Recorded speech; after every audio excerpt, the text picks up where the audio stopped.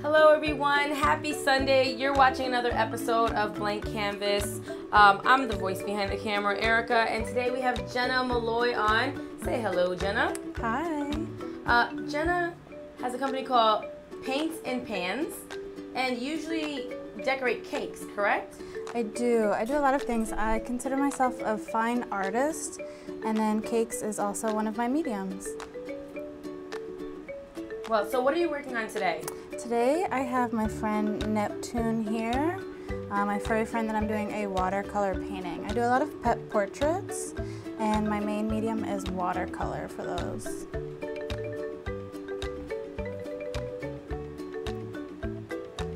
Very nice. So, Jenna, excuse me. No worries. We have a lot of people saying hello. So we have Susan who's saying hello. Susan, how Rebecca you doing? saying hi. Rebecca is my best friend's name. How you doing?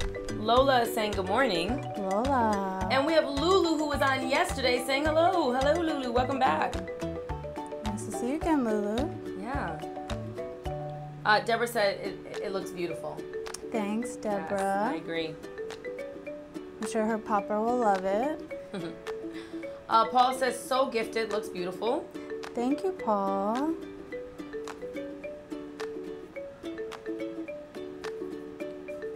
Oh, Sonia wants to know, do you make dog cakes?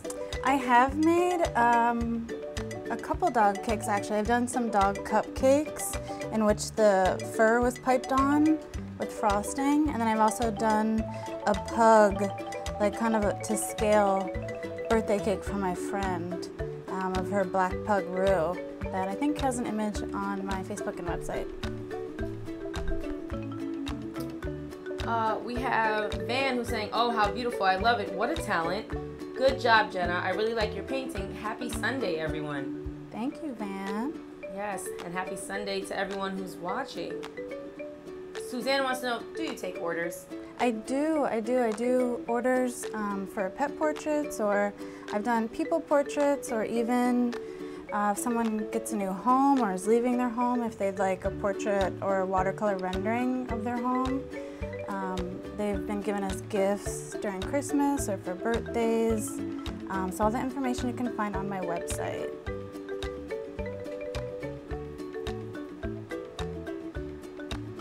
So for everyone who's just tuning in, they want to know, what medium are you using? I'm using watercolor. I first, when I do the portraits, do an outline in pencil, and then I go in with the watercolor. I like to start with the dark areas first, and especially the eyes, because I feel like if you don't have the eyes, especially in an animal or person portrait, then you kind of lose that effect. So I like to kind of go and get that started first, and then work the other dark areas, and then watercolor's a great medium for blending, so you can go in and kind of touch up or overlay other areas. Cool. Kathy said, what a talent. Thanks, Kathy. And Ziggy wants to know, how long does it take to complete a portrait from start to finish? Generally, I'd say about 4 to 5 hours if I really sit down and work on it, but I like to kind of do the outline, the drawing one day, let it marinate a little bit, and take a look at it the following day just to see if I need to adjust any areas, if the proportions are all set, and then I go ahead and start painting, and I like to finish that in one step.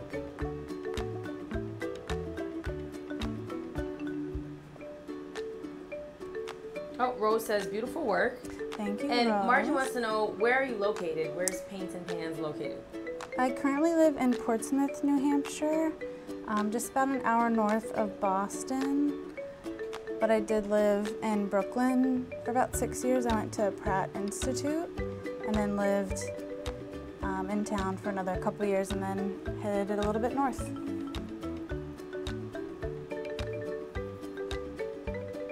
Jenna, is this talent, is this self-taught? Did you go to school for this? Yeah, I have always been painting since I was little. I would paint with my grandmother down at her shore house. We'd paint birds and flowers. So I always kind of known that I've had a kind of natural raw talent, and luckily I come from a family that was very supportive and very instrumental in me applying to art school. Yeah. And so I applied to Pratt and I got in and I went there. I graduated with a fine arts degree, Bachelor in Fine Arts, did some art education.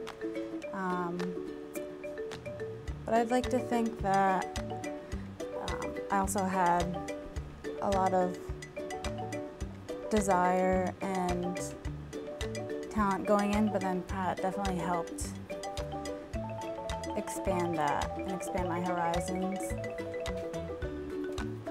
And I just started cake decorating actually when I graduated, because as an artist it's a little bit hard to find steady work. So you have that conversation with your dad after you graduate, like, okay, now how are you gonna pay the bills? How are you gonna make money? So I kind of fell into cake decorating, and I was doing that for about 5 years, and then I realized I can probably do this by myself. So then I started my own business, created my own company in August of 2015. Well, congratulations on that. Thank you, thank you. Oh, Eric St. John says, great job, babe. So proud of you. Thanks, babe. It's a familiar voice there.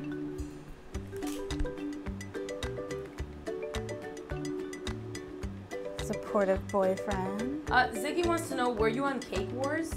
I was on the second episode of the first season of Cake Wars, the assistant to my former boss. It was a Marvel challenge, and we did superhero, DC Comics, that's what it is. You can tell I'm not super familiar, but it was a DC comic challenge, and we ended up getting second place and making an Aquaman themed cake. But it was a really cool experience. We got flown out to LA and got to meet some really amazing people. Ron Ben Israel, some really high ups in the foodie cake world. So it was a really cool experience, and I'd like to think helped me under pressure. And Denise says, how beautiful. thanks, And Denise. Vandana says, it's going to turn out really awesome. I agree. Thank you, thank you. And for everyone who's just tuning in, this is Jenna Malloy. She's our artist today on Blank Canvas. And you can follow her on Instagram at Paints and Pans, correct? Yep. I'm gonna make sure I'm getting this right, because I keep the two-piece I get like tongue-tied a little bit. It was like a little play on pots and pans, and I thought it would be an easy way for people to. No, it's really cute and fun. I like it. Yeah. Because I think a lot of my work, especially the cakes, are just fun. It's my favorite part about creating artwork, whether it be cakes or paintings, is just the reaction that I get when I deliver it and people get to see the work, especially if it's surprises. I just feel like I can't envision myself working or being in a position where I'm not tangibly creating something at the end of the day. And so I'm lucky enough where I found something that not only do I enjoy doing it, but other people like it, and at the end of the day, it doesn't hurt the bank either, so that always helps. Some people are asking, is it a pit bull? It is. I think it's a blue, I believe she's a blue-nosed pit bull, I want to say. I should know, because she's my little niece, Neptune. So I should know this about her. But yeah, it's my good friend's pup. She's had a few rough years, so I'm hoping this portrait will bring some joy to her and her dad's. So around what age do you feel like you really started to explore your talent? I remember being in elementary school, and I think it was during like a parent-teacher conference. One of my teachers went up to my dad and said, you know, we've noticed Jenna is really excelling in art. You might want to sign her up for Step Art. Was this program that happened after school a few days a week, and you'd stay and just work on projects. And I really enjoyed that. And then when it came to high school, I I signed up for APR. I just loved being in the art room. So it got to be in my last year of high school, I was just in there like half the day. And it was great because it's such a small environment and you become really close friends with everyone you're working with and you're just enjoying what you're doing. And then so I got the idea like, well, I want to continue this. So then I looked into art schools, which if anyone is around that age or looking to go back to school, I would definitely recommend it. I think everyone should spend some time there. Even if, people say, well, I don't draw, I can't do this, I can't do that. When I was teaching, that would be the #1 thing I would hear. And I would just try to remind my students or tell everybody that it's so much more than just either photorealistic like the majority of my work, but it is just a lot more than, only photorealistic 2D or painting or drawing, and just try to expand and broaden your idea of art and that everyone can be encompassed and create their own form of art. Linda says, really good, makes me want to try watercolors. Love watching you do this. Thanks, Linda. So what is it about watercolors that you love the most? I think I like that it can be very loose, but then you can also have a lot of control in some areas. And it's a little forgiving, which is always nice, and especially I would recommend it for people who are, like Linda, maybe trying to broaden their horizons and start painting, or it's a fairly forgiving medium, and it would be one that I would suggest if you were looking to, because there's a lot of, I like to say when I was teaching art, a lot of like happy accidents. I would do a lot of lessons based on like chance and not really knowing where the direction would be going, but playing with different mediums with watercolor, especially because you can add either like salt and change the consistency of the image depending on how much water you use. That can affect the painting. So it's just a really fun medium to experiment with, and then you can end up making something really neat. Very cool. Don Doherty wants to know what are your price ranges for portraits? Yeah, so the pet portraits generally start around 100. They're usually on a 9x12 paper, like this image, like Neptune here, and then they look really nice matted in like around an 11x14 matted frame. I've done ones with multiple dogs. Those generally go a little bit more just because there's more detail. But we can do multiple dogs or an image of just the face. This one here is of her body. But yeah, you can just send me any images that you have if there's something we want to create. I've done some cute, funny ones where I have one, he was, I believe, a French bulldog, and he had a top hat on. Oh, that's so cute. That one was really cute. Oh, actually, I saw that one on your website. Yeah, Napoleon. Yes, he's really good. He's a very proper Frenchman. And then I have one where he had sunglasses on. Just, you can have a lot of fun with it. Usually those are given as gifts, so if you have someone who loves their pet and especially maybe loves to dress them up, even though the pet may not like it so much, but those always turn into a really cute painting that the owner can enjoy. It's also really great because I've gotten to do some for people that say have just unfortunately lost their pet. It's a nice way, a nice commemorative gift to give somebody. Those are always really sweet stories that I hear of someone who's ordered it for someone and they go, I showed it to them and they just instantly started crying. And it's really amazing because I most of the time have not even met that dog or that person, but then I got to be a part of something that's really special to them. Yeah, I think it's like, that must be an amazing feeling when like you create something for someone and it brings them to tears. Not in a bad way, obviously, in a good way. Do we have anyone in the audience today, in our comments, who they're artists as well and they like to do animal portraits? If yes, tell us all about it. And what medium do you like to use? You have a lot of people sending hearts, Jenna, and thumbs up and saying they want you to recreate a look of their fur baby. Yes. So you'll probably be getting quite a lot of people on your website today. I always say, because I unfortunately can't have any pets in my apartment, that I just like live vicariously through all these animals that I get to paint, or making cake or cupcakes. I still get to be around them and a part of the furry friends, even though I can't have one of my own yet. We have Rusty saying, "This is the best painting of the best doggo ever." Love it, Jenna.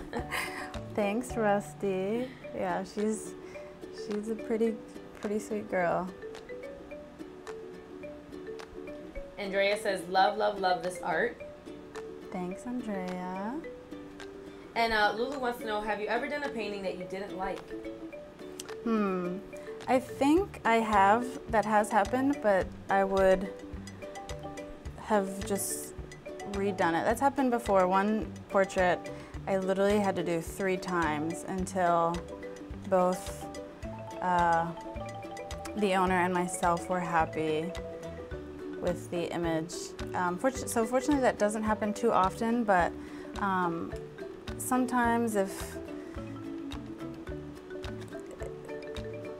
over images, either a color's not too clear, or something they wanted to incorporate something else after the fact, and that happens with cakes, and I'm sure with any field, but just a little miscommunication. But I always try to not have anything go out that I wouldn't want seen, that I'm not happy with. If I'm not happy with it, I don't want to be giving it to you guys. I wouldn't want that to go out. So fortunately, that was only that one incident that it just took a little bit more time, because we eventually got there. But like I said, I don't ever usually let anything go out that I'm not pleased with.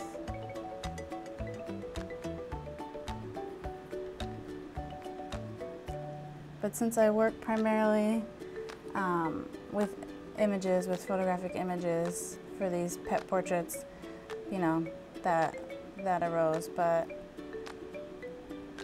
the majority of the time, people love them, and like I said, the reaction, you get tears, and it's like, I never met that dog, but I hear a lot of people say, you captured their personality. And it's just funny, because I may have never met that dog, but I seemed to be very in tune with their pet, who they know very well.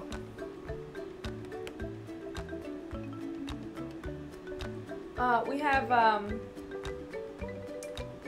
Jody asks, what brand of watercolors do you like to use? I'm kind of a pretty low-key artist. As you can see, I have my palette here that's pretty remedial. I don't use too many different varieties of watercolor. I mainly stick with this palette, just because I know it so well and know how it handles.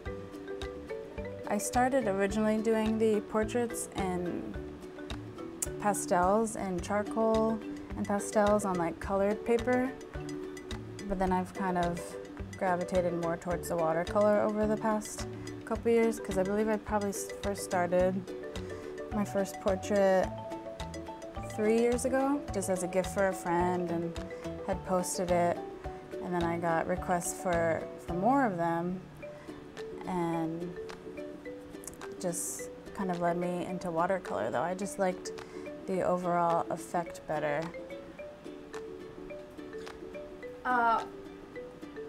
What other, I guess, mediums have you worked with? I know some people, they do experiment, and obviously everyone has their favorite, which we can all see that watercolor is yours.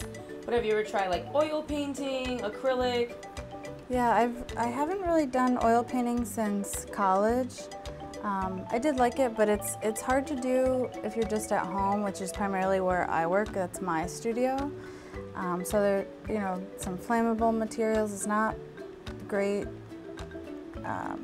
to ingest all the fumes. It's for cleaning the brushes. So that one's a little bit harder to kind of work with on a day-to-day basis in a home studio.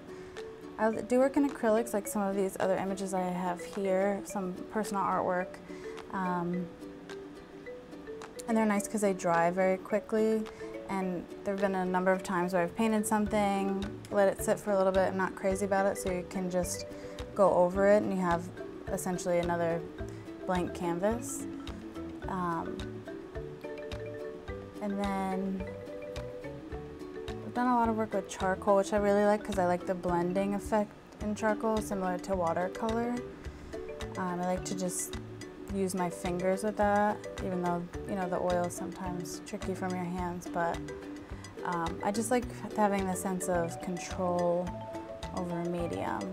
And then obviously food and cake is a big portion of my work and a big medium that I use very frequently. We have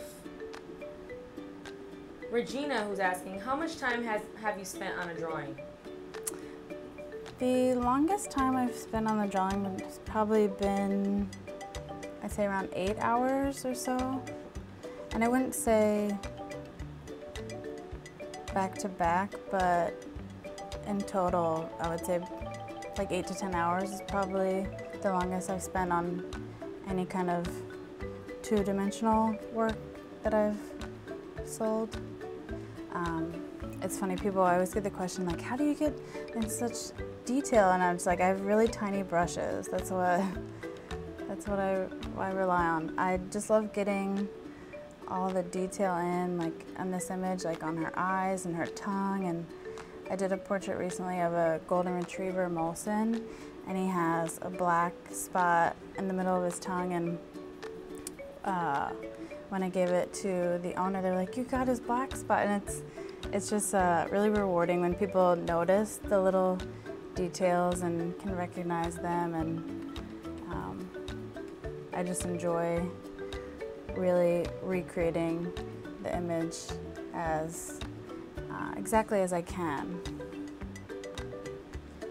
Michelle wants to know, for a first time, I'm assuming like an aspiring artist or artist, what would you recommend? I think watercolor, Michelle, would be great because it's just a fun medium to play around with. It's very versatile, and I think you can learn a lot with it. I still am learning new techniques or figuring out, oh, if I put a little bit more water here, or how's that going to work out? But I like like I was saying, the looseness of it, and it really lends itself to creating something that you might not initially see, but you end up liking. Like with watercolor, I love the blending effect, and I think it's just really important to remember to use the paper also as a color. Like in this image here, there's light being shown onto her face, so there's some areas that won't even have paint on them in the image, and I think that's important to remember, that you can always use your paper as a color. When I would do a lot of charcoal drawings, I would do them on like kind of a browned paper and incorporate that as one of the colors, and that always turned out really well. We have Scott who says, great work. I do portraits as well, mostly oil on canvas or charcoal on rice paper. You have a great sense of color and control of watercolor. He said, I bleep at watercolor. I don't want to say the word. Sorry. Scott, yeah. But have you ever worked on rice paper? I've never even heard of rice paper. It's a little bit thinner, I believe. I haven't experimented too much with it, but it's a little bit thinner. So I think that with watercolor, sometimes you're really saturating the area to get, especially like the darker colors. So that might not work out as well as like a watercolor, a thicker piece of paper. But Scott, you should just try it again. I think, you know, just like anything, art is just also about practice too. Yes, you know, some people are more talented, but if I look back on paintings that I've done, you know, 4 or 5 years ago, they look completely different from ones that I would do now just because. Oh yeah, you're constantly evolving and getting better. Right, so don't give up, Scott. So for anyone who's just tuning in, today's artist is Jenna Malloy, and you can follow her on Instagram at Paints and Pans, and you'll see her information pop up. And also pinned in the comments if you want to commission her to do a portrait or a cake or anything like that. You'll see that her website is pinned in the comments as well, so that you can send her your information. But yeah, make sure that you contact her on Instagram, follow her, and like the rest of her work if you like them. And also, like I said, if you want to commission her for a piece, get in touch with her. She's happy to do it. Yeah. Kimberly said it's a rainy Sunday where she's at. This is nice to watch. Kimberly, where are you that it's raining?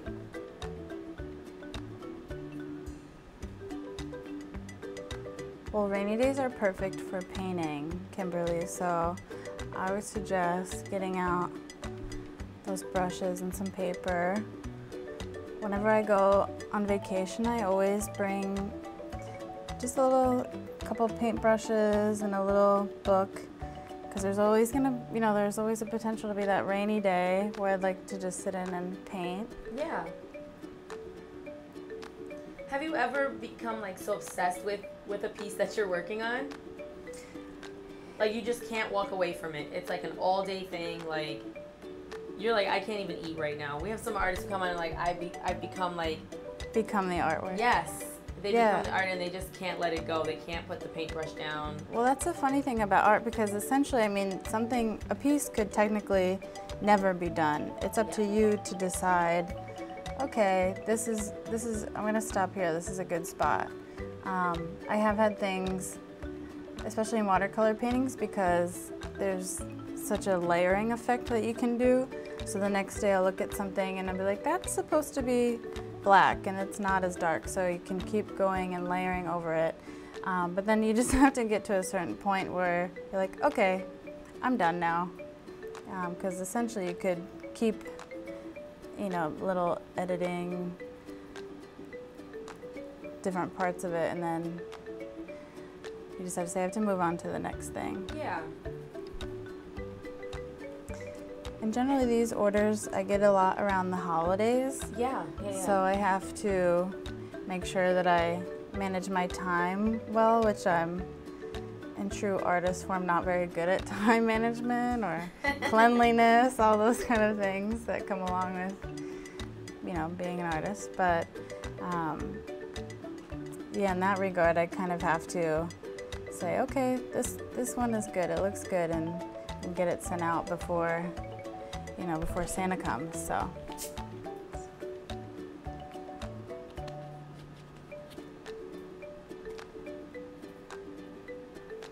Well, I know that you also do portraits of people as well, not just animals. I have, yeah, I did. I've done most recently a portrait of my friend's young son. It was his birthday, so I gave it to her and her husband as a present, which she really enjoyed. I think it's really sweet. I have a portrait that my grandmother painted of me when I was little. I have that in my room, actually. And I think it's just a really nice personal gift. I just like the idea of the uniqueness of it, because not everybody is able to do something like that, or even rather thinks of something like that. So they're just nice, like thoughtful gifts for people, and I really enjoy doing them. Do you feel that, what do you feel is easier, portraits of an animal or portraits of a person? Definitely animals, but I need to get back to my practicing of people, so I can't stray away from the people just because I'm not as comfortable doing them as pets. But I would say they are easier, especially when it comes to things like hands. I feel like myself and a lot of artists kind of struggle with painting hands. So it helps when they're just covered in fur or they're in the grass. So you can kind of, you know, get away with a little bit more that way. Well, we have Kimberly said, I would love to see one of me and my mom. Kimberly, you can. Yes. All you have to do is contact Jenna on her Instagram at Paints and Pans, or she has a website that's also Paints and Pans, and a Facebook, right? That's also Paints and Pans? Correct, yeah. So just you can painting find her. and working with pans everywhere. Pretty easy, and then, you know, just contact her about commissioning her to paint a portrait of you and your mom, which I think would be really awesome. Yeah, can we just send over any images? If they're like multiple images, sometimes I'll get people that just send tons and tons of images, and I either have to like combine a couple, or they're like, I like the way I look at this pets. one, but not that one, and vice. Yeah. So I like my smile in here, but this pose is a little off. So yeah, we can kind of create an original piece, or if there's a fun image that you want to recreate, like I'm a huge fan, and I see all those videos and of kids that physically recreate images of themselves when they were younger, whether it be like finding the same outfits and then in the same poses as their siblings. I did one with my sister, so that'll be fun to maybe do like a painting of that. Well, Kimberly says, I think I will send one in. I just need a picture or several. And she there you sends go. a smiley face. Perfect day for some selfies. Selfie Very Sunday. Cool. So Jenna, for everyone who's just tuning in, maybe you can tell them what medium you're using and what inspired you to draw this lovely dog. Yeah, I'm using Neptune, right? Yes, Neptune, my niece Neptune. I'm doing her portrait in watercolor and on watercolor paper. It's for my very good friend. This is his pooch. And she has her own Facebook page, so I was like, well, she needs a portrait of herself. She needs a new profile pic, I think. So hopefully she'll throw this one up.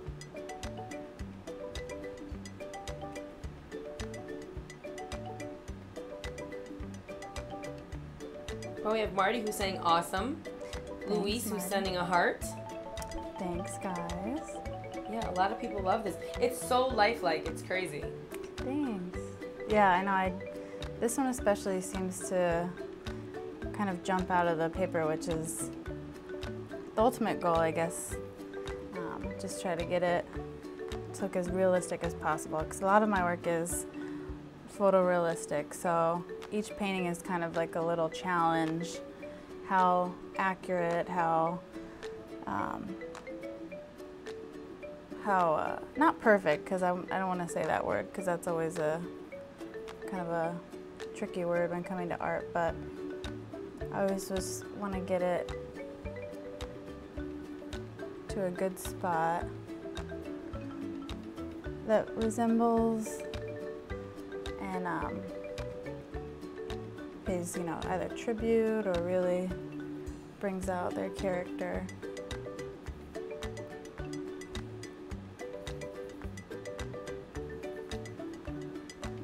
Marty wants to know, are you using a picture for reference? I am. I do that a lot with my work, especially if they're animals that would probably take a lot of treats to sit still for as long as I would need them to. A lot of times, like, you can just send me any image or a few images, and that's primarily what I work off for these portraits, with people or animals. I've done a few building renderings in watercolor. Like I think it's cute gifts for either like a realtor if they just sold a home to give to the first-time home owners or buyers. I know my parents had a rendering of the first house that I lived in. I think it's just a little more personal than, oh, here's a Home Goods gift card or, you know, any kind of gift card, to have an image of a place where they're going to live, where they're going to be making memories. So I think it's just a nice gesture, a nice way to capture that, and I'm happy to play a part in that. Deborah wants to know, do you ever sketch the picture before painting it? I do, Deborah. I like to do a pencil sketch of the image and then kind of let it sit, take a look at it the next day, because sometimes an eye may be too far to the right, even though Pug's eyes are kind of far apart, it might be a little too far. So it's nice to, I think, just work on something, give it some time, take your eyes off it, and then come back to it with fresh eyes the next day or so. And then you might see something that you missed, forgot to add, or be able to adjust something to kind of get it really where you want it to go. We have Lisa saying, Neptune, what a great picture, such skill. Right, she's a natural. And Omar said, it would be cool to have a picture of every place you used to live.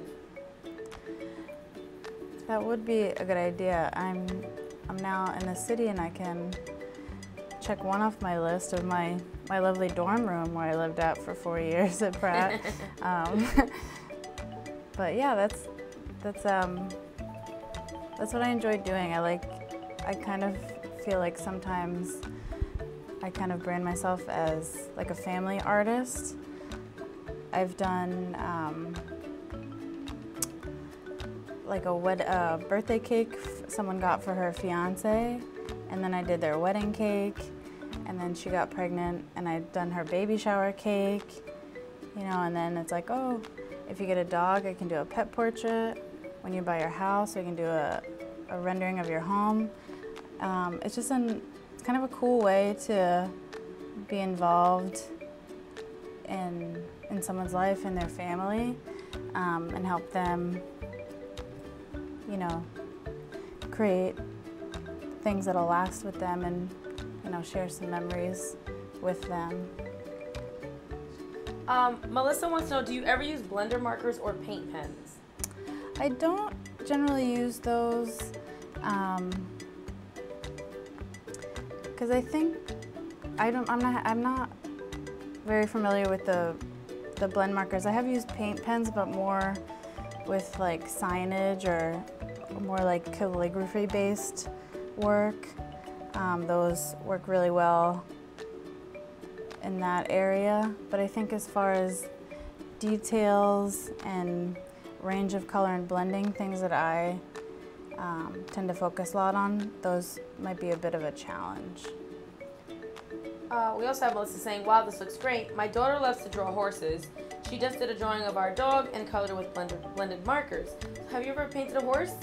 I have. I've done a charcoal portrait of a horse.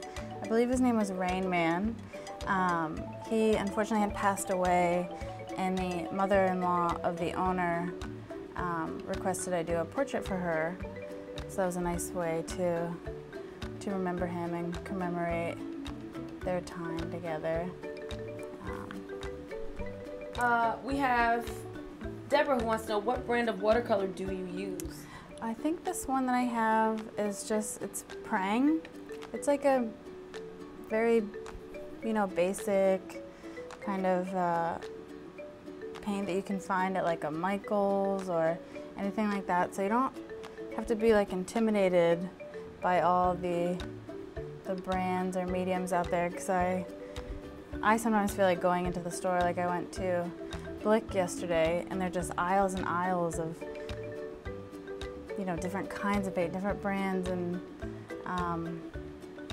you know, all have their own specific positives and negatives. But with something like this, if you're just first starting out or just want to try it, it's a, you know, a cheaper, simple option. But you can also, you know, create something like this. So it's a good way, a good brand, a good tool for also if you're just starting out and want to try something and you don't have to, you know, fully invest a lot of money into something.